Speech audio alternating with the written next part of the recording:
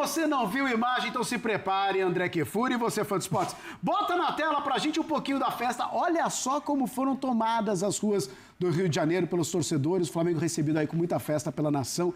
Ruas ali, ó, cheias de torcedores. Teve live do Pedro lá em cima do caminhão, os ônibus todos lá perfilados e tudo mais, desde o aeroporto até... Olha quanta gente... Eu fiquei justamente... Vocês acompanharam o todo. 5 horas de live. Desde o começo. Foram 5 horas de live, Rafa? Isso, eu, André Kfouri e a Marcela Rafael. Trouxemos no YouTube da ESPN, também no TikTok, toda essa cobertura em tempo real, com a nossa equipe de reportagem lá, o Cícero Melo dando um show, como de praxe, o Rodrigo Jufo. E no final, né, tivemos um problema, já perto, por volta das 4 horas da tarde, porque as pessoas não iam embora. Sabe aquela história? Eu não vou embora, ninguém ia embora, e a polícia precisava, tinha um horário limite para poder liberar novamente essas vias de acesso. Para dispersar. E aí as pessoas não iam embora, e aí precisou daquelas bombas de efeito moral, gás de pimenta, para que a galera saísse. Aí tivemos alguns tumultos no momento do final da live, mas até o transcurso dela como um todo correu tudo bem. Os jogadores curtiram. O André teve essa mesma percepção que eu tive também. Sim. Eles estavam felizes em estarem ali, vivendo essa festa. Esse aí... Eu não consigo olhar para esse moço aí e não ver ele como jogador ainda. É muito recente, né? Meteu o boné. Ficou mais parecido ali com o jogador, né? Meteu o bonezinho ele não tem a aparência de um treinador. Exatamente. Ele tem a aparência de um jogador. Aquele estereótipo que a gente tem de treinador, né? E aí foi isso, assim. Foi uma festa muito, muito grandiosa hoje no Rio de Janeiro.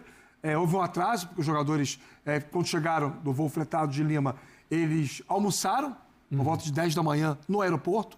Fuso todo trocado, né? Sim. Natural. Amanhã não tem treino e só na terça vai ter um treino para o jogo de quarta. Já está pensando no Brasileirão também, né? Vários personagens engraçados nessa presença da torcida lá. E, claro, como a decisão pela escolha da 1º de março como a rua para essa carreata, e não, para essa carreata não, para esse desfile, né, do trio elétrico, para essa festa, e não a Presidente Vargas, que é, no mínimo, 3 vezes mais larga, notadamente foi para que a polícia tivesse maior capacidade de controle em cima das pessoas. Porque numa via muito larga, o controle não é tão simples assim. Tem que ser muito maior. Além do que, se fosse a Presidente Vargas, isso teria um impacto na Central do Brasil, que é o local que abarca todas as linhas de trem do Rio de Janeiro. E nós estávamos ao vivo na live quando a gente viu os torcedores indo embora, andando no sentido contrário ao do trio elétrico, para caminhar da 1º de março até a Central do Brasil, mais ou menos 1,5 km, para poder pegar trem para voltar para casa. Então, acaba que nesse sentido foi certo, mas no final das contas não teve como evitar o tipo de confusão que teve no final. Pois é, uma festa danada, muitas pessoas na rua aí comemorando mais um título, um quarto. Domingo quentíssimo, um tremendo sol, gente chegando cedo. Claro, como sempre acontece nessas situações, o ônibus atrasou, os jogadores almoçaram, a gente no ar a partir das 10 da manhã no YouTube da ESPN. Ficou um bom tempo até poder ver algum jogador do Flamengo, uma cena que foi até engraçada, inusitada, quando o ônibus que os trouxe do aeroporto até o local onde estava o trio elétrico, né, o carro aberto, apareceu nas primeiras imagens, já havia jogadores do Flamengo para fora da saída de emergência no teto do ônibus. Não no trio elétrico, no teto do ônibus. No teto do ônibus, 3, 4 em cada saída, fazendo o caminho inverso ao que alguns torcedores fizeram no Aeroflá, quando o time viajou. Ali o pessoal, né? Entrou. Esquema tipo SWAT, né? Quase tomaram o ônibus, mas os jogadores, alguns ali, né, uma meia dúzia, clima de festa já fazendo gestos e tal. Quando o ônibus chegou ao local ali do trio elétrico, foi feita a transferência, a taça sofreu um pouco, mas tomara que ela teve uma avaria, tomara que ela seja restaurada, mas eu quebrou. Insisto, isso faz parte da festa. Não é para acontecer, mas também não é nada, arruma a taça, tudo bem, isso não é um problema. Agora, a mobilização da torcida do Flamengo é uma coisa gigantesca, é compatível com o tamanho que ela tem, a representatividade popular. Então não importa se está calor, se os caras chegaram cedo, Cícero Melo e o Jufo entrevistaram vários torcedores, eles estavam em pontos diferentes, né, do trajeto, um no começo e um no meio, né? E gente que chegou ali super cedo, gente que foi escondido. Teve um menino que falou, meu pai e minha mãe não sabem que eu tô aqui, mas quero dizer que eu amo vocês, eu tô aqui sendo feliz com o Mengão. Amo vocês tanto quanto eu amo o Mengão, é amor. Eu sei que eu vou chegar em casa, vou entrar no coro, mas eu vou ser feliz durante o dia todo. Isso é o futebol. O futebol é isso aí que a gente viu nas ruas. Hoje era o dia do torcedor do Flamengo. Aparecer na conquista histórica do tetracampeonato da Copa Libertadores. Porque é evidente, é difícil ir a estádio, é impossível ir a treino, é mais difícil ainda encontrar jogadores casualmente e ter acesso a eles. Hoje não só foi o dia do torcedor do Flamengo participar da festa que é dele, né? Porque quem foi ao estádio Flamengo, a torcida do Flamengo compareceu num número absurdo também ao estádio em Lima. Hoje no Rio, o torcedor fez parte da festa. Sim. E as coisas se invertem quando isso acontece, porque você vê os jogadores, a comissão técnica, todo mundo em cima do ônibus, filmando a torcida. Sim. Eles não estão ali filmando, tem uma selfie ali, aqui, tal, é legal e tal, mas eles estão filmando a torcida.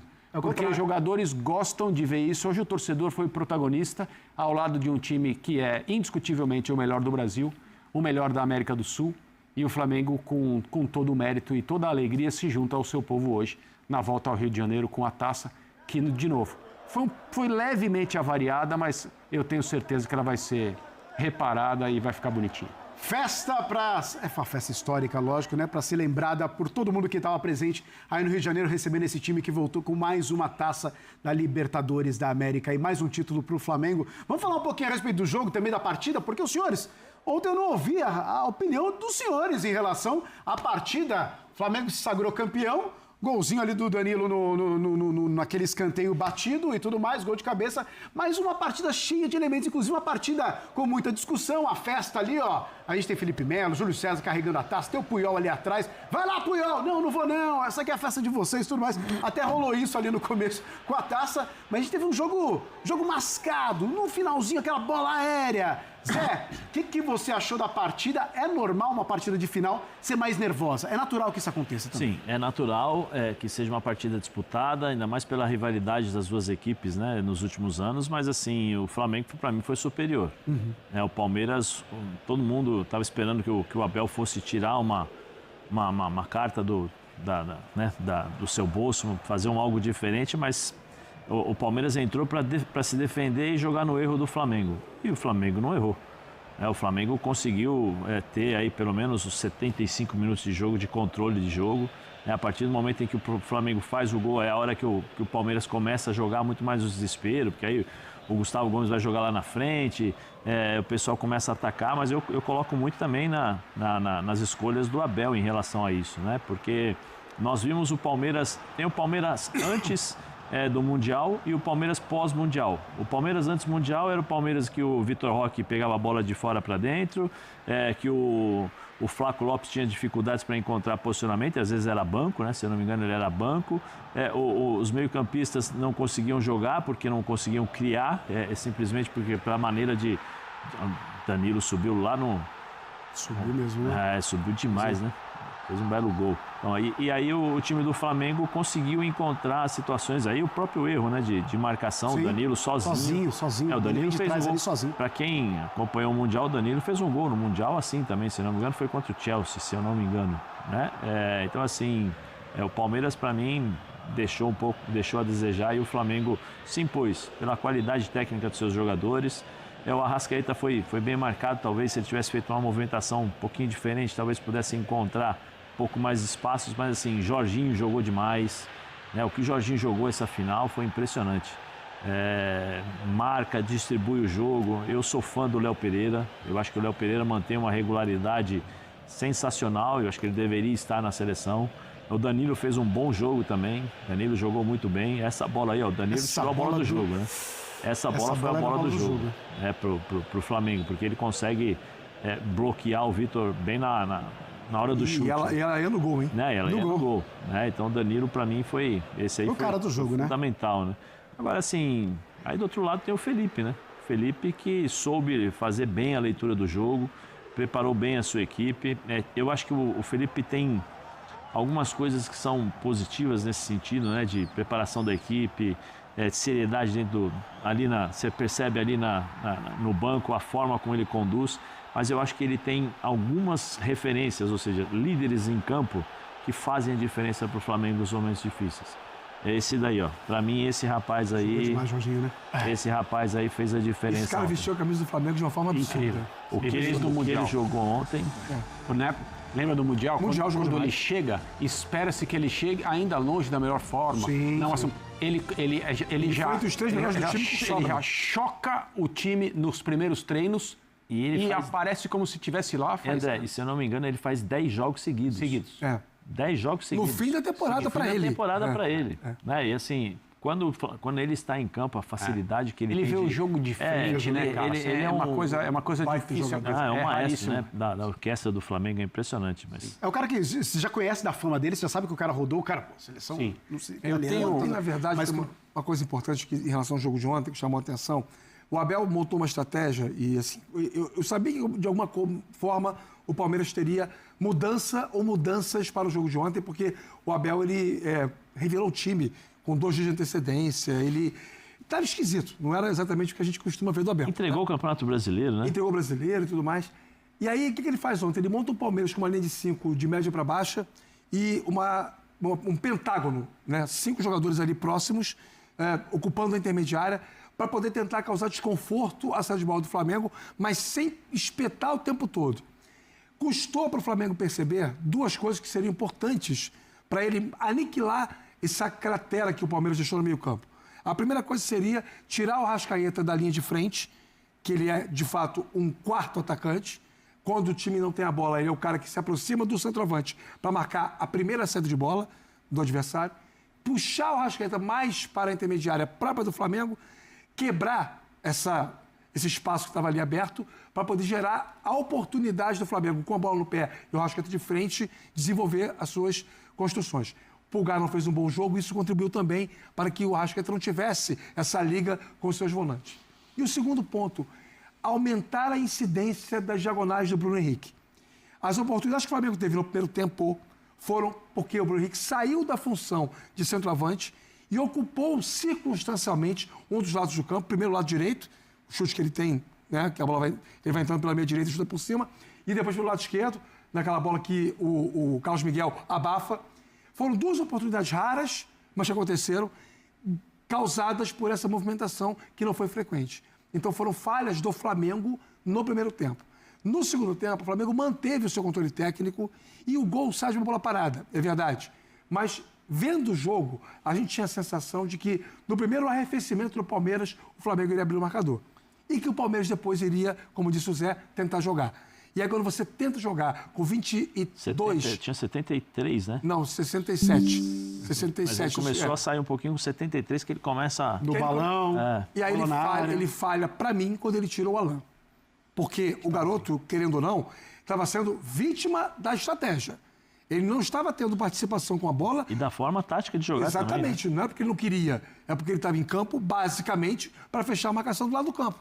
Então, com esse momento em que o Palmeiras precisava reagir do jogo, ele tirou de campo aquele que talvez hoje seja jogador com mais inventividade. Eu acho que foi muito pouco, né, do Abel, no sentido da parte tática, porque assim, ele coloca, com a bola, o Alan, né, junto com... É Alan ou é Alan?